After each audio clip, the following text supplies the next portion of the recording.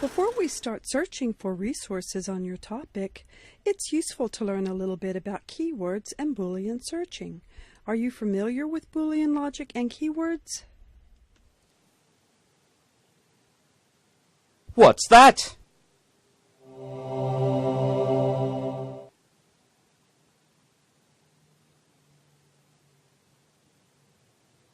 Please, open the door. Open the door. Only those who utter the code may enter. What password say ye? Holy Grail? King Arthur? Knights of the Round Table? Excalibur? Camelot?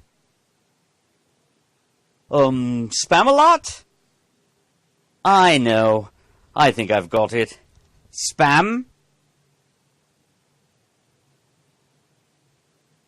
I fear I know not of these keywords and Boolean logic.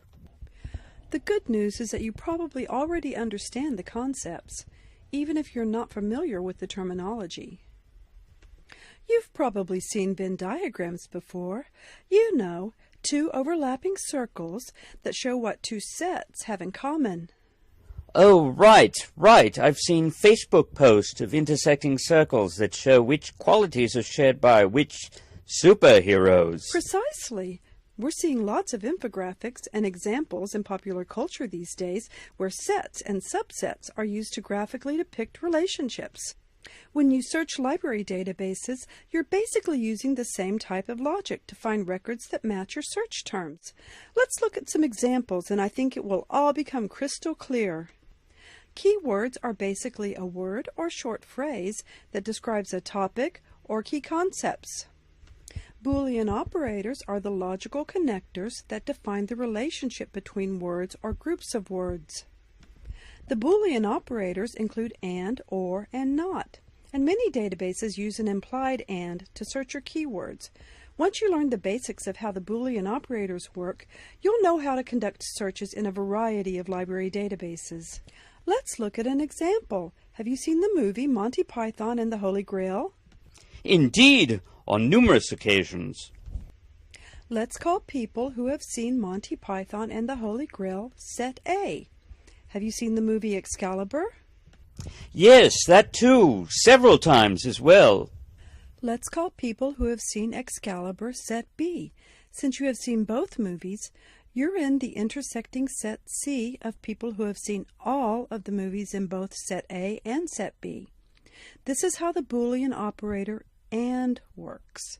See how the AND operator is narrowing the results? People who have seen one movie or the other movie are in Set A, B, C. See how the OR operator is broadening the results by including everyone who have seen any of the movies. People who have seen Monty Python and the Holy Grail, but not Excalibur, are in Set A, not B. So this set excludes people from Set C who had also seen the other movie. Is this starting to make sense? Yes, I think so. Good. Why don't we go through another example together? You may be familiar with the Monty Python spam skit. Oh, how did you ever guess? Just a hunch. We'll take a quick look at the video to refresh our memory of what was on the menu. Egg and spam, egg, bacon and spam, egg, bacon, sausage and spam, spam, bacon, sausage and spam, spam, egg, spam, bacon and spam, spam, egg and spam, spam, baked beans, spam and spam, oh, lobster, thermidor, crevettes with a Mornay sauce, garnished with truffle pate, brandy, and a fried egg on top and spam. Have you got anything without spam in it? I don't like spam. Classic. Did you know use of the word spam as a term for unwanted junk email was derived from this Monty Python spam skit? When the group of Vikings vociferously sing the praises of spam, drowning out other conversation in the cafe. So let's see what a Venn diagram of this spam menu would look like. We start out with two ingredients, spam and egg. Our first menu option has both egg and spam, so it would be represented by this section that has both of these ingredients.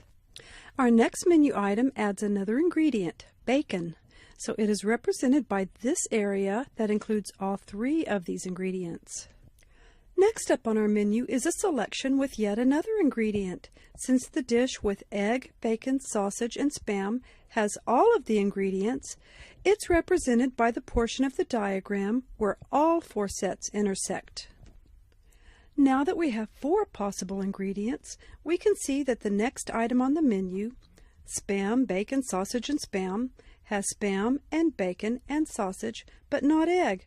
So it's represented by this area that includes all ingredients except egg.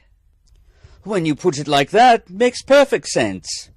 So if we compare this example to keyword searching in library databases, your keywords are like the components that make up the possible combinations on the breakfast menu.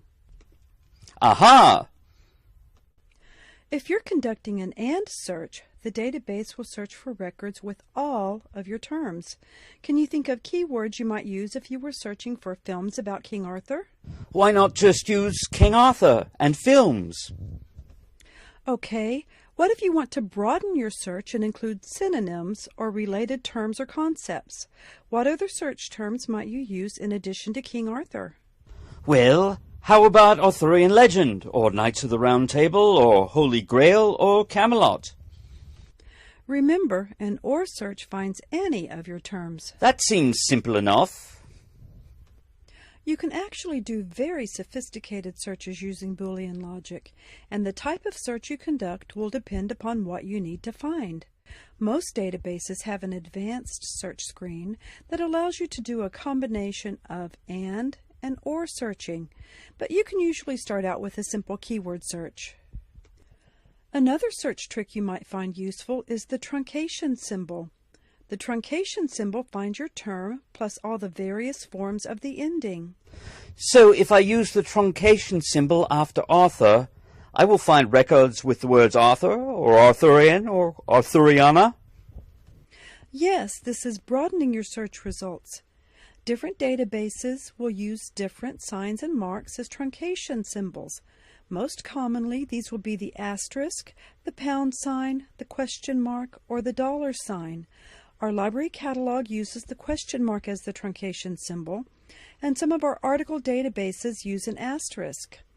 But you can look at the help screen to figure out which truncation symbol to use. How interesting! That could come in handy. When you want to search your terms as a phrase, you can put your words in quotation marks so that the database will search for your terms in exact word order.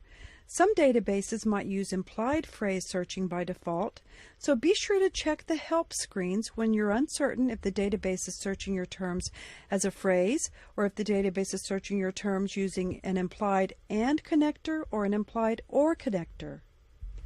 We'll see how all the pieces fit together when we look for resources on your topic in our library catalog and other databases. And don't forget, there are some excellent research guides developed by UCLA librarians that will provide more information about many of the issues we've covered so far, including research tips for planning your research strategy, focusing your topic, understanding types of resources, and understanding techniques for database searching.